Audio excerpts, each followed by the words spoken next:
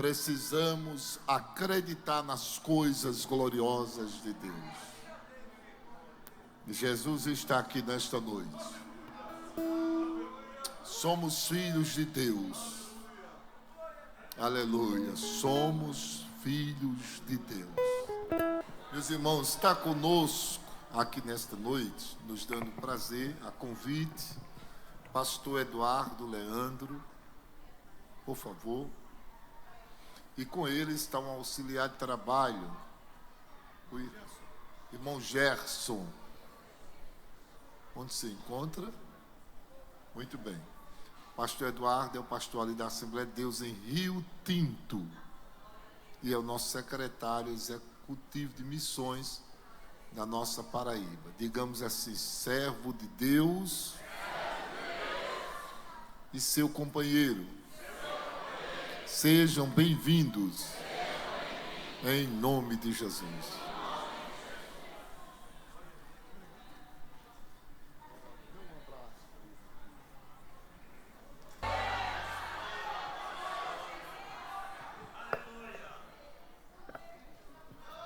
Amados irmãos, irmãs, a paz do Senhor Jesus. Quero expressar nesta noite a minha alegria, a gratidão ao nosso Deus por estar mais uma vez nesta amada igreja para louvar o Senhor com os amados irmãos.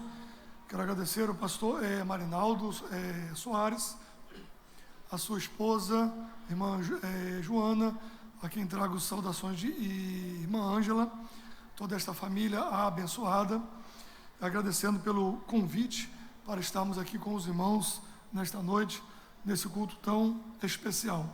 Ao departamento da família, que falaram conosco para estarmos aqui, e eu louvo a Deus pela vida do nosso querido irmão Gerson, que de forma gentil nos conduziu até aqui, a partir da cidade de Rio Tinto.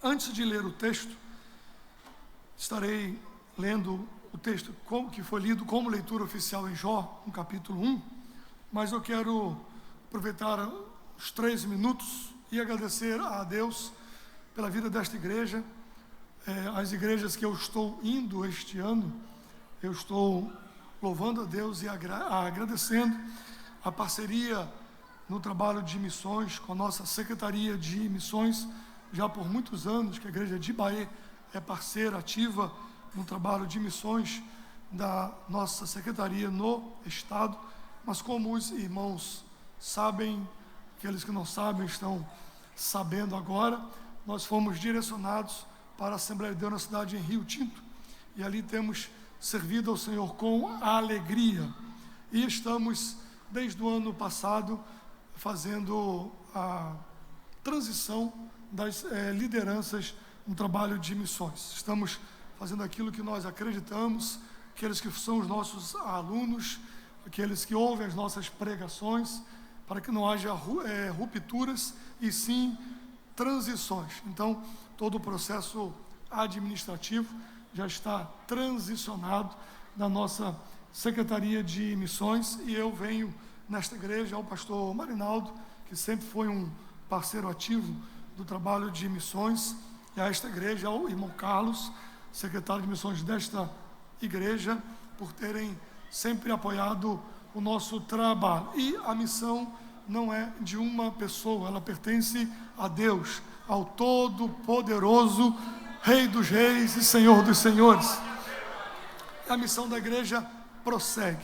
20 anos não são 20 dias, nem 20 meses, 20 anos é uma vida, né? 20 anos servindo a igreja como secretário de missões, mas tudo tem o início, o meio e um fim. Ciclos são necessários, que você feche determinados ciclos para que outros ciclos se iniciem na sua vida. Existem pessoas que não conseguem começar um novo ciclo na vida porque não conseguem fechar ciclos anteriores. E eu tenho a alegria de dizer, missionário Paulo está nos assistindo, filho do coração missionário de pastor Marinaldo, meu abraço a Paulo, nosso missionário em Guiné-Bissau, e a todos, e inclusive ele me escreveu dizendo que mandasse um abraço a pastor Marinaldo, a irmã Joana e a esta amada igreja. E eu quero louvar a Deus, fiz isso, estou fazendo isso nas igrejas que venho passando já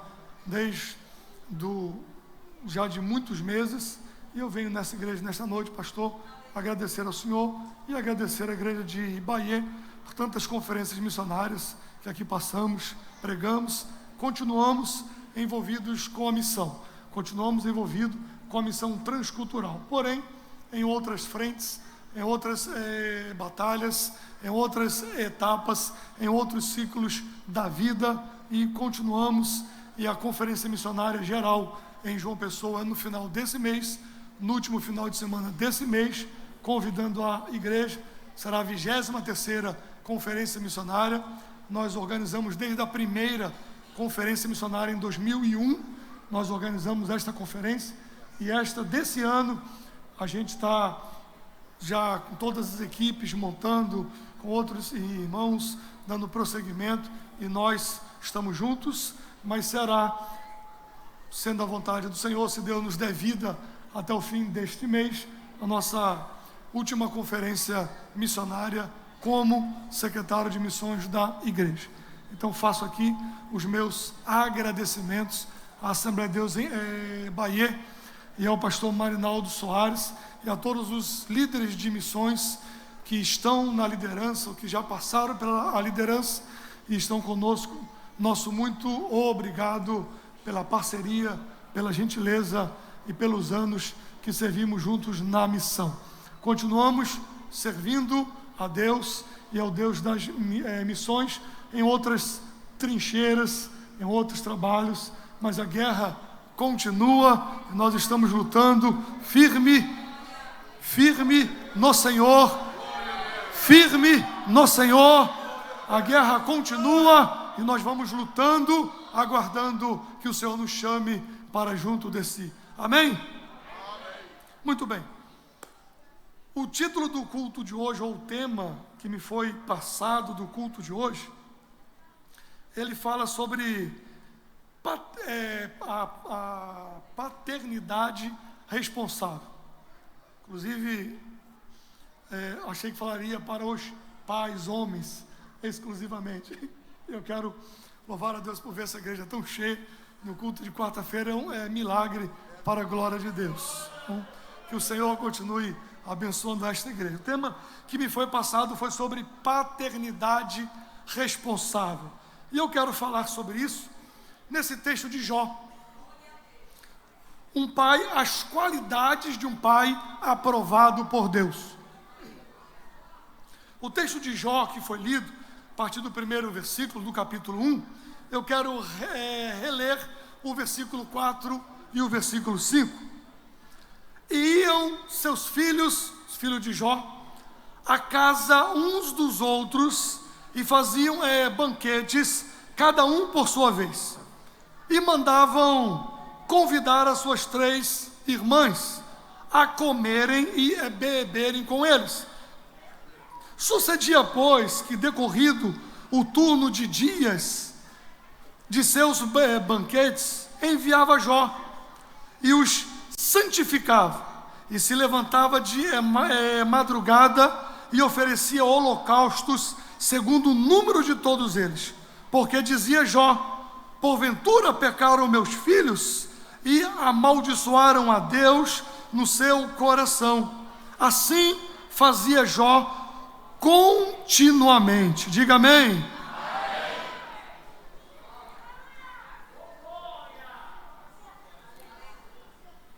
A paternidade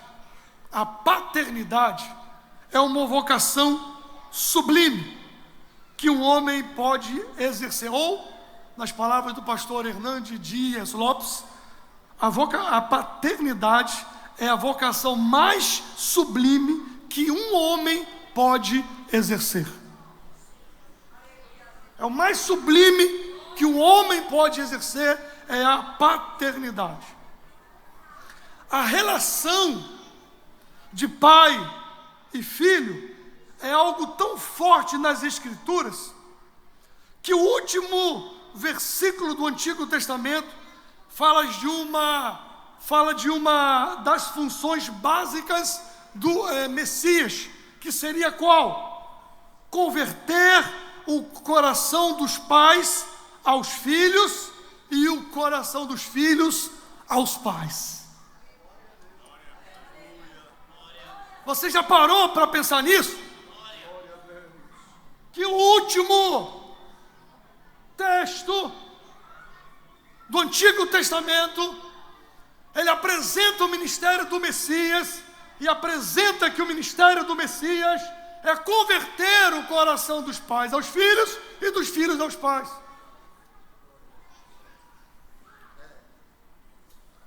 E é triste verificar que grandes homens de Deus foram brilhantes em diversas partes da sua vida, mas foram um fracasso como pais. Desculpa dizer isso. Não se aborreça. Grandes homens de Deus foram brilhantes em muitas áreas da sua vida, mas foram pais fracassados. Davi era um homem segundo o coração de Deus, mas ele não foi um bom pai. Não foi. A própria revolta de Absalão, que tem a ver com problemas familiares. E quando Absalão volta, mais de 2 anos passa até que Davi vai falar com ele. Eli dizer o quê? Samuel dizer o quê?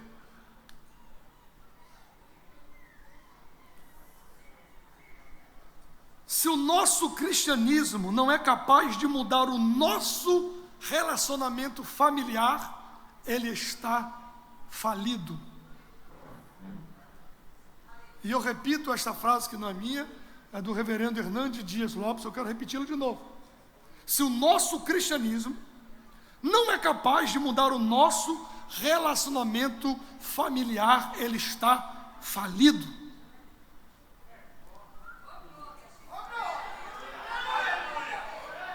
Não adianta eu ser cheio de fogo na igreja, mas um diabo em casa. Não adianta. Não adianta, irmãos. Não adianta você fazer congresso de jovens em cima de congresso de jovens e pula, corre no meio da igreja, se arrasta no meio do banco, dá cambalhota em casa. Responde os pais, trata mal, não é obediente.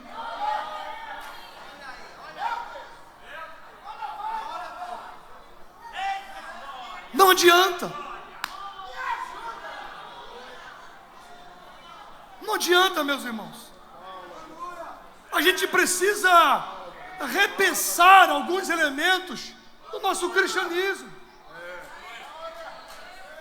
Porque os anos vão passando, vai virando décadas. As décadas viram centenas de anos. Temos 105 anos de Assembleia de Deus na Paraíba, 112 no Brasil. Mais de 500 anos de reforma protestante, mais de 2000 anos de cristianismo. E a gente precisa, vez por outra, repensar os elementos bases, inclusive, da nossa fé.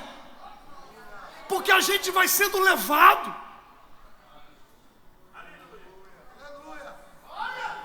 E as famílias vão se desestruturando. Eu estou lendo um livro, eu disse para o pastor Marinaldo, de um colega meu, nós estudamos juntos em 2012, e ele escreveu um livro, ele é psicólogo, e ele, nos anos 80, ele disse que, fazendo a prática da universidade, estava conversando com isso com o irmão Gerson, e ele, hoje não existe mais sanatórios, né? Mas nos anos 80 haviam. E ele fazia a prática, os estágios de sanatórios, e existem pesquisas que mostram isso, embora nunca chegaram à conclusão efetiva, mas ele disse que perguntavam para ele como crente, por que a maior parte dos pacientes são oriundos de igrejas evangélicas. Por quê? Aí não se sabe se pessoas com problemas psiquiátricos vêm para a igreja para tentar resolver, ou se a igreja piora os problemas psiquiátricos das pessoas.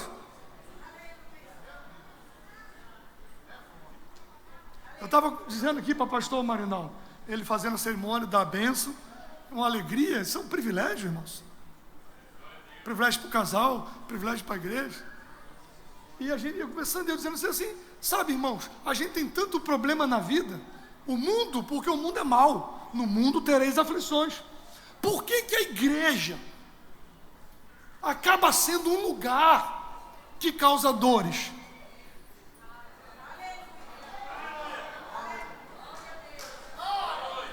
Por quê?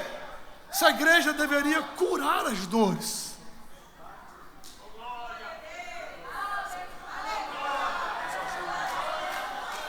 Por que que pessoas se tornam inimigas dentro de uma igreja?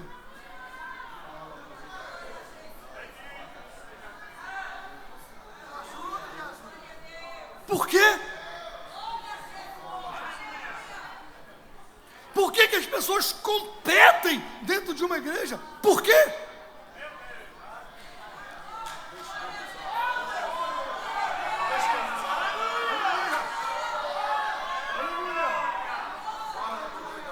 Eu digo isso, irmãos, com uma profunda tristeza no coração.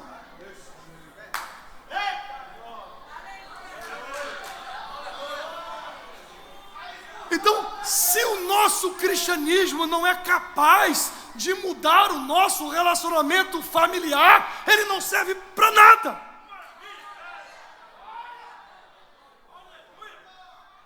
Para nada. Mas não é que o cristianismo não serve, ele serve. O poder de Deus, o poder do Evangelho. O Evangelho é o poder de Deus. Eu não estou falando em relação ao Evangelho, estou falando sobre aquilo que a gente vive, sobre o que nós entendemos da fé, sobre o que nós entendemos de caminhar na fé. Então Jó é um dos poucos personagens bíblicos, inclusive, que consegue conciliar espiritualidade e vida familiar. É um dos poucos. Isso aqui é no Antigo Testamento, que tinha que sacrificar, porque ele era o sacerdote do lar. Não importa, o princípio permanece o mesmo. Nós estamos no Novo Testamento, tempo da graça, Jesus já se sacrificou, e ninguém vai entrar. Não, sim, beleza, eu acredito nisso. Eu acredito. Mas os princípios permanecem. Você homem, tem tirado tempo para conversar com seu filho? Para orar com seu filho? Para buscar seu filho? Para orar por ele? Para estender a mão sobre ele? Jó pensava assim, meus filhos podem ter pecado contra Deus. Não diz que pecou. Ele não diz que eles fizeram orgias. Não é isso que está dizendo. Está dizendo isso não.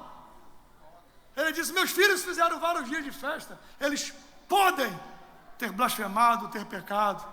Jó se levantava de madrugada, sacrificava pelos seus filhos. Aleluia! Aleluia!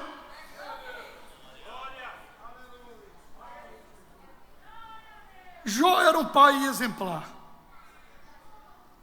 Um pai preocupado com a vida espiritual de seus filhos. Não é errado que você queira que o seu filho seja um profissional de excelência. Eu quero que o meu seja.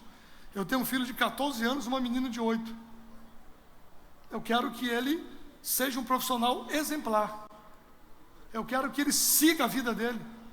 Eu quero que ele seja feliz. Eu quero que ele case bem. Eu quero que ele seja um homem de bem. Mas antes de tudo, eu quero que meu filho ame a Deus. Antes de tudo, eu quero que o meu filho sirva a Deus. Eu sou pastor, pela graça de Deus, e eu assumi a igreja há alguns meses, e eu disse a alguns irmãos, não se ofendam comigo não. O irmão Gerson está aqui, ele sabe disso. Os irmãos são muito bem-vindos na minha casa. Meu tio pastoreia a mesma igreja há quase 50 anos. Eu cresci quase dentro da casa dele até meus 22 anos, quando eu vim embora para Paraíba. Sabe por que muitos filhos de pastor são desviados. Se segura aí no banco. Sabe por quê? Porque mistura o gabinete com a mesa de jantar.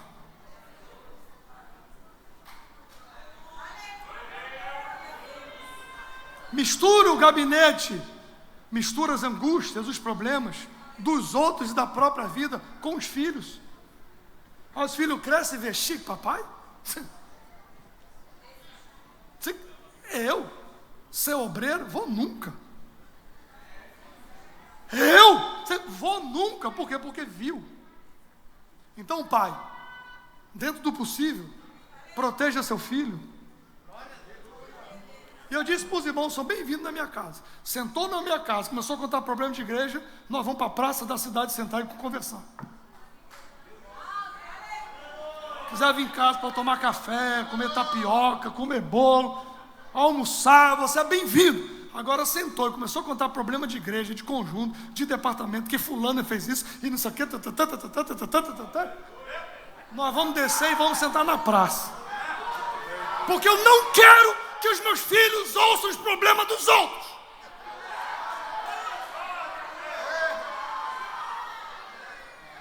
Eu preciso santificá-los. Eu preciso preservá-los. Mas às vezes a roda dos escarnecedores que a gente tanto prega é a mesa de jantar da casa.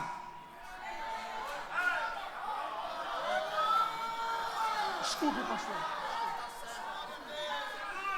Estou querendo doutrinar a sua igreja não, viu? Mas a gente fala, não, e às vezes a roda dos escarnecedores é dentro da casa do crente. Falta dignidade, falta respeito, falta compaixão, falta misericórdia, falta perdão, falta amor. Falta graça. Aleluia. E Jó, ele é apresentado como um pai que se preocupava com a vida espiritual do filho.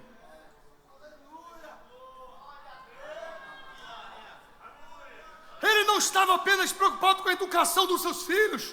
Quem tem recurso financeiro, botar na escola mais cara que tem, mas não acompanhar o filho, não adianta de nada.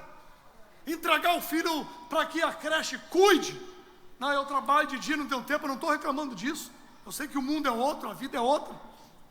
Mas você tem responsabilidade sobre a educação do seu filho.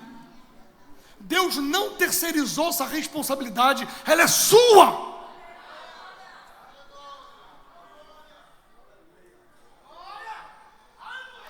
Faça como Jó, chame seu filho e o santifique.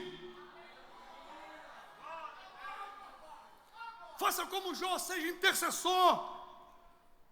Levantava de madrugada, eu me lembro, eu era criança. Tive minhas lutas de adolescência. E a minha mãe entrava no quarto, ia orar por mim, eu fazia que estava dormindo. Porque se ela visse que eu estava acordado, ela me chamava para ir orar com ela. Aí eu fazia que estava dormindo, mas ela entrava no quarto, estendia a mão sobre a cama e dizia, Senhor, abençoe meu filho. Senhor, tem misericórdia do meu filho. Senhor, dê uma esposa para o meu filho. Senhor, dê uma família para o meu filho. Senhor, cuide do meu filho. Aí eu vi minha mãe chorando e eu fazia que estava dormindo e ela saía. Aí eu descobri a cabeça, olhava assim, aí dormia. Quantas vezes? Uma vez eu contei nessa igreja aqui, já contei aqui nessa igreja. Uma vez eu já contei que eu estava tão aborrecido com Deus, porque eu não podia fazer nada, que as pessoas não me chamavam para nada. Não, se chamar, vai ter uma revelação na igreja. Eduardo não pode. Os meninos iam jogar bola depois do culto, que não podia, aliás, não pode. Eles alugavam uma quadra e depois do culto eles escondidos iam. E eu queria ir. Era jovem, eu queria ir.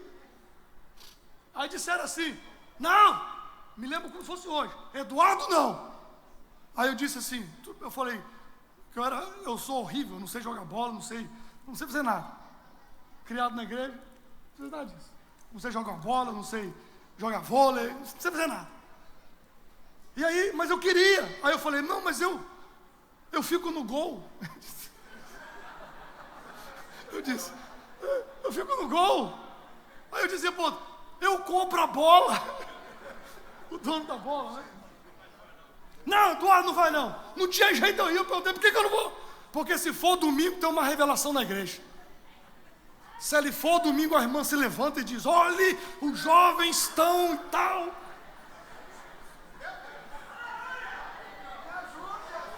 Então Eduardo não pode ir não.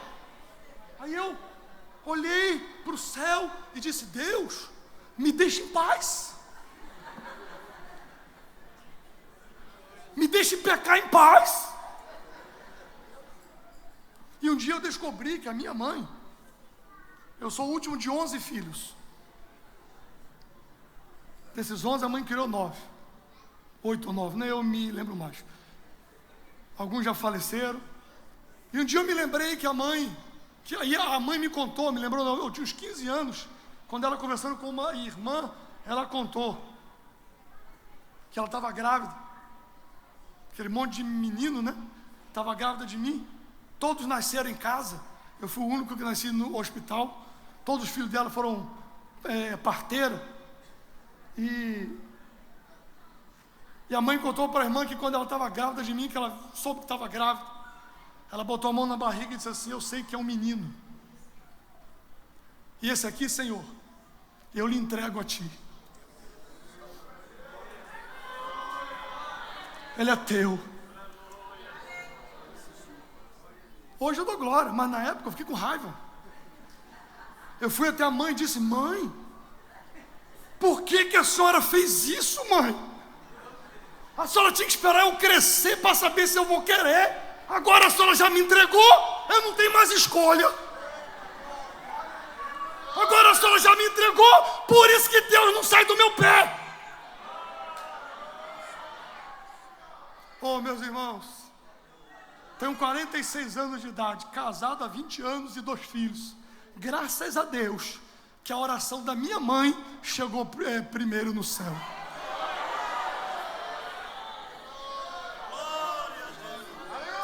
Rai chorogobianda yorogobô. Santifique os seus filhos.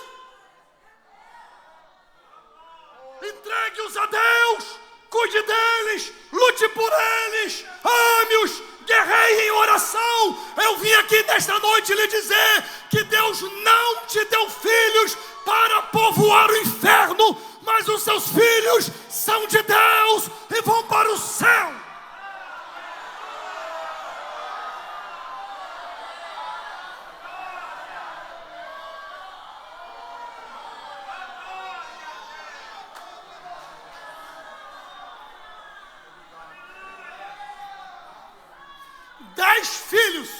E Jó orava por cada um deles. 10 filhos. E Jó sacrificava para cada um deles. Pai, sacrifique pelo seu filho. Ore pelo seu filho. Lute por ele.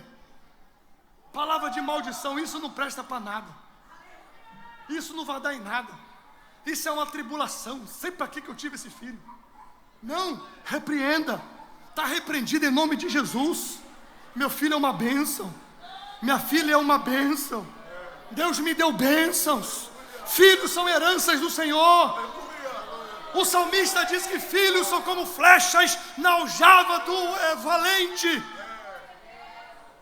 Sabe o que ele quer dizer? Ele quer dizer que você pega a flecha. Seu filho está aqui, uma hora você bota ela no arco. Sabe qual é o seu trabalho, pai? Mirar no alvo. Prepare a flecha. Organize a flecha.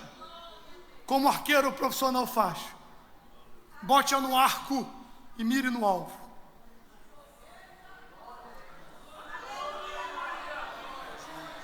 Porque vai chegar uma hora que você vai ter que soltar essa flecha.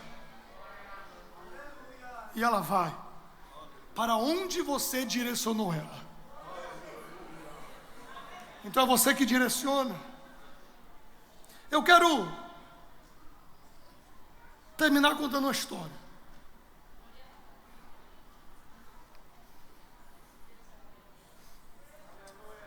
De um homem muito importante na igreja protestante, na história, um grande teólogo, um pregador vigoroso do evangelho, um líder eficaz, chamado Jonathan Edwards. É um dos grandes vultos do cristianismo na história. Jonathan Edwards foi um pastor puritano, usado no primeiro grande despertamento, ou no primeiro grande avivamento. Ele pregou o sermão, talvez você não se lembre do nome de Jonathan Edwards, mas você vai se lembrar do título do sermão, é o sermão mais conhecido dele. Ele pregou o sermão chamado Pecadores na Mão de um Deus Irado. E a história diz que quando Jonathan Edwards pregava, os crentes se agarravam na coluna do templo e gritavam, se agarravam nos bancos e gritavam, porque sentiam o fogo do inferno ardendo debaixo dos seus pés.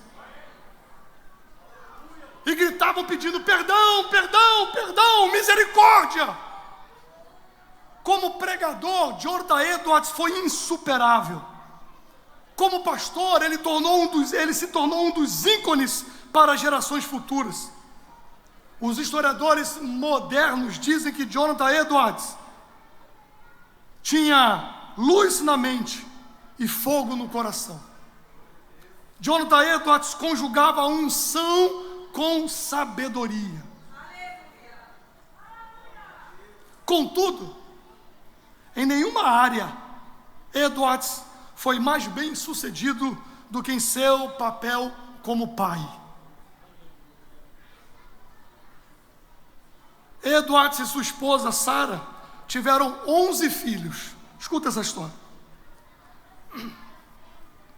Eles tiveram 11 filhos.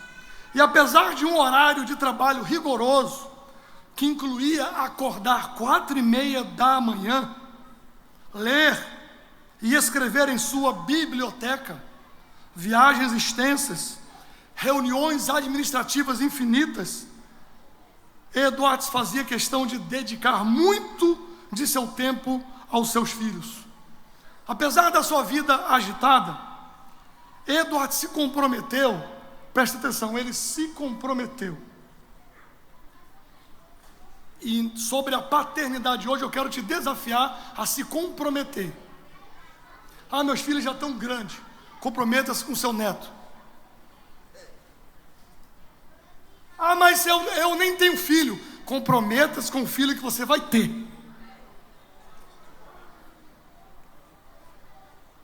Apesar de sua vida agitada, Edward se comprometeu a passar pelo menos 1 hora por dia com os seus filhos, principalmente lhe ensinando os princípios cristãos. E se ele perdesse um dia por causa das suas viagens, no outro dia ele recompensaria, em vez de ser 1 hora, seria 2 horas. Se ele perdesse 2 dias, em vez de ser 1 hora, no terceiro dia seriam 3 horas. Mas ele não deixava a conta para trás. Recentemente, um estudante em Princeton, uma das maiores universidades do mundo, americanos e outros povos do mundo têm uma prática de vida, de ter um cadastro bem feito, de migrações, cartórios. Eles têm uma estrutura de censo muito antiga. Então, um estudante de Princeton, no seu doutorado, fez uma pesquisa e ele encontrou 1.394 descendentes conhecidos de Jonathan Edwards. Ele podia ter tido mais, mas ele identificou 1.394 descendentes conhecidos de Edwards. E nessa pesquisa, a gente pode constatar o maravilhoso legado que Edwards deixou aos seus descendentes por meio da sua vida cristã. Preste atenção. Preste atenção. Entre os 1.394 descendentes de Edwards que foram descobertos, 3 se tornaram reitores de grandes universidades. Outros 3 se tornaram senadores dos Estados Unidos da América. 30 tornaram-se juízes. 100 tornaram-se advogados reconhecidos. 60 tornaram-se médicos. 65 professores universitários.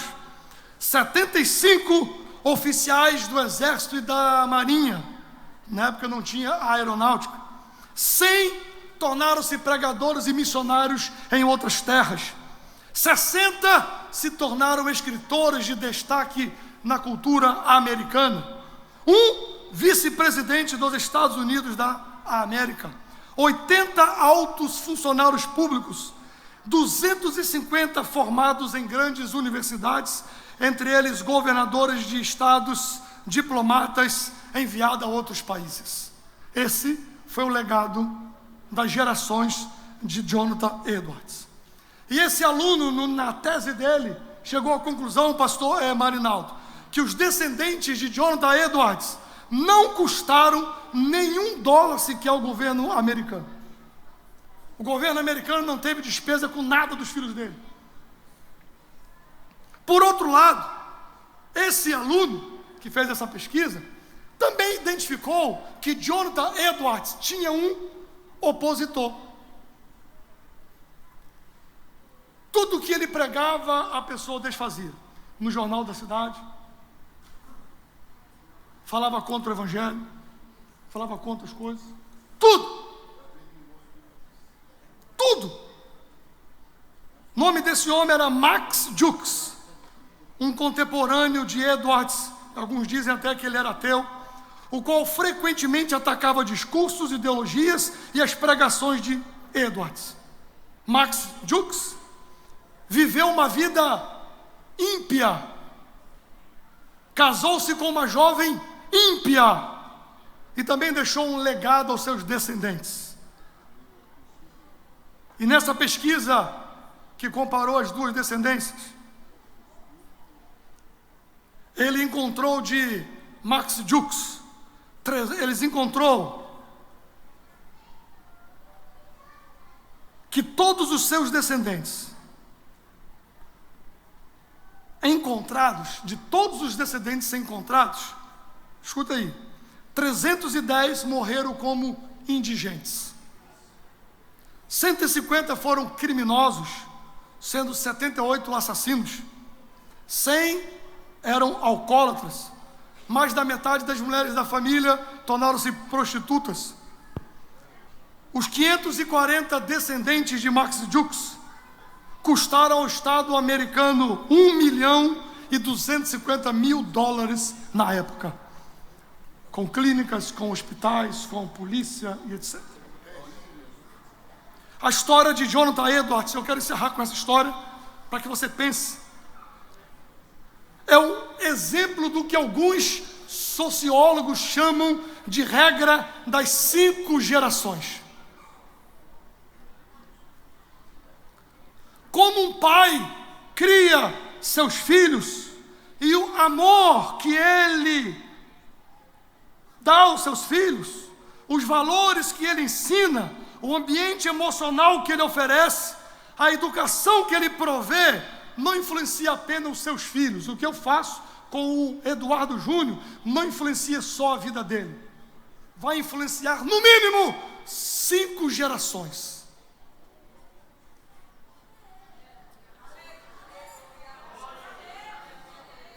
O que você faz com seu filho hoje vai influenciar as suas próximas 5 gerações. Agora você escolhe como serão as suas gerações.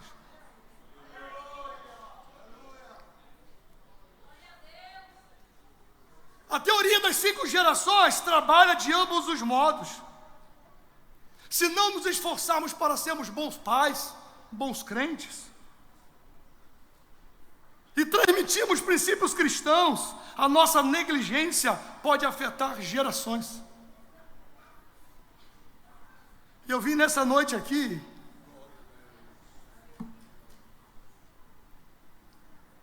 eu vou fechar a Bíblia aqui, que eu já passei do meu horário. Pastor de igreja olha para o relógio ficando nervoso, né? Eu estou encerrando já. E eu vim nessa noite aqui dizer, citando o exemplo de Jó, terminei com essa história de Jonathan Edwards e de Mark Jukes. 5 gerações. Talvez você seja a 5ª geração de atribulados.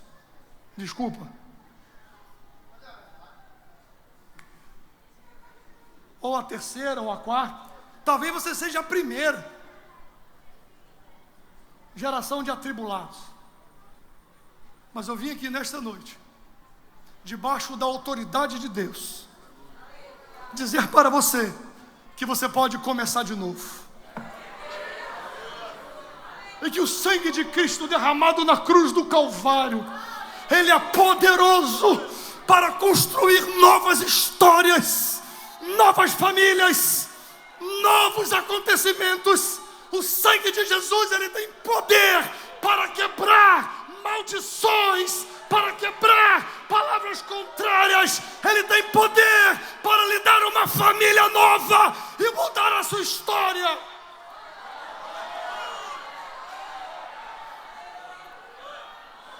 Ragai chorogobianda yorogobo.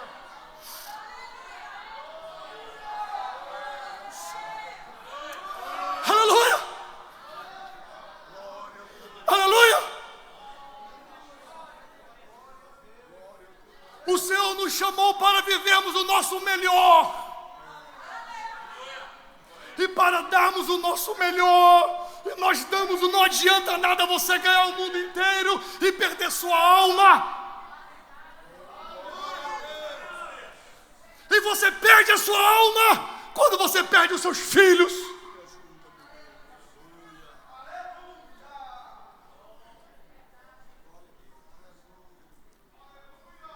Mas eu vim nesta noite, debaixo da autoridade do nome de Jesus, dizer para você que existe um Deus no céu que ouve oração. Talvez o seu filho não esteja aqui dentro nesta noite, esteja afastado, desviado, cansado, aborrecido dentro de casa, aborrecido com umas coisas que acontecem no mundo. Mas eu vim aqui dizer para você que existe a mão do Todo-Poderoso, que ela não está limitada ao espaço do tempo. O profeta diz que a mão do Todo-Poderoso é tão grande que mediu os céus a palmos. Que a mão dele é tão grande que a concha da mão dele mediu as águas do mar. Aonde quer que o seu filho esteja nesta noite, onde quer que a sua filha esteja nesta noite, onde quer que os seus netos estejam nesta noite, a mão de Deus pode alcançá-lo.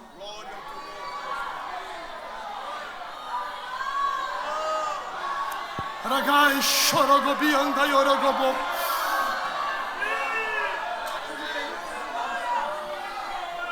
Com autorização do pastor, fique de pé. Alguém que conhece aquele hino, jovem, minha casa será reconhecida. Cante. Antes eu quero que você, por favor, levante as suas mãos comigo aos céus. Eu quero orar pela sua casa. Eu quero orar pelos seus filhos. Eu quero orar pela sua família. Eu quero orar e pedir a Deus bênçãos dos céus. Bênçãos, bênçãos, bênçãos. Bênçãos sem medida. Tome tempo com seus filhos. Tome tempo com eles. Não gaste não. Ganhe tempo com eles. Sente com eles. Ore com eles. Fale com eles. Trate eles. Oriente eles. E cuidado para sua casa não ser uma mesa de escarnecedores.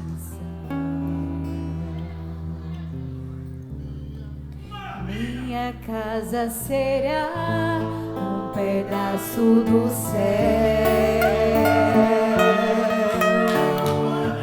Cante com fé. Nela estarão reunidos adoradores. Aleluia. Que só exaltam a Deus verdadeiro e fiel.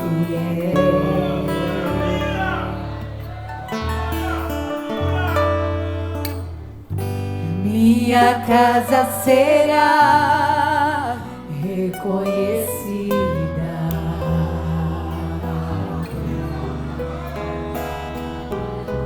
como lugar de milagres e oração,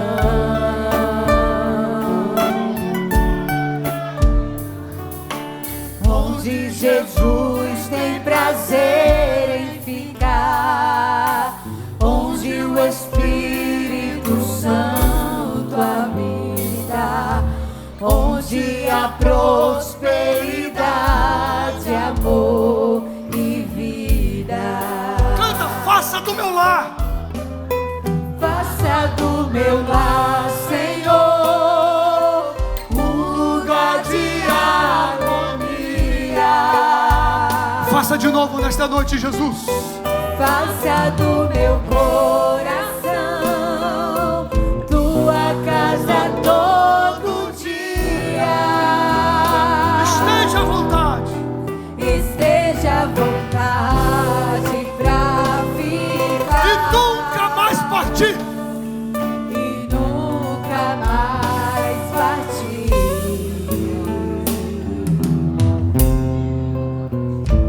Pois a casa que um dia te recebeu nunca mais saberá viver sem ti. Bem baixinho, bem baixinho, bem baixinho. Levante as suas mãos comigo. Deus, em nome de Jesus, cada família nesta noite representada, eu quero orar por cada família representada neste lugar de oração. Cada filho, cada filha, cada neto, cada neta, cada bisneto, as descendências aqui representadas. Nós queremos rogar a bênção do Senhor.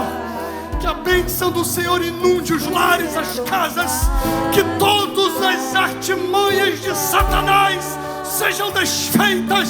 Que todos os projetos do diabo sejam desfeitos. E seja estabelecido os propósitos e os planos de Deus sobre a vida dos seus filhos. Nós oramos nesta noite e nós clamamos pela tua bênção em nome de Jesus.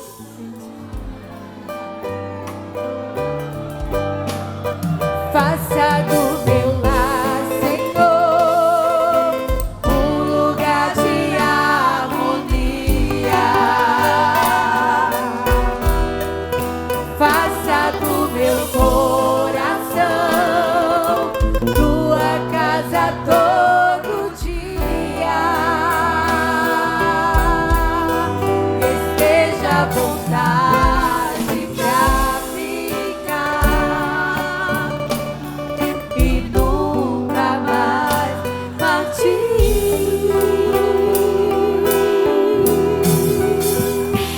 Pois a casa que um dia te receber nunca mais saberá viver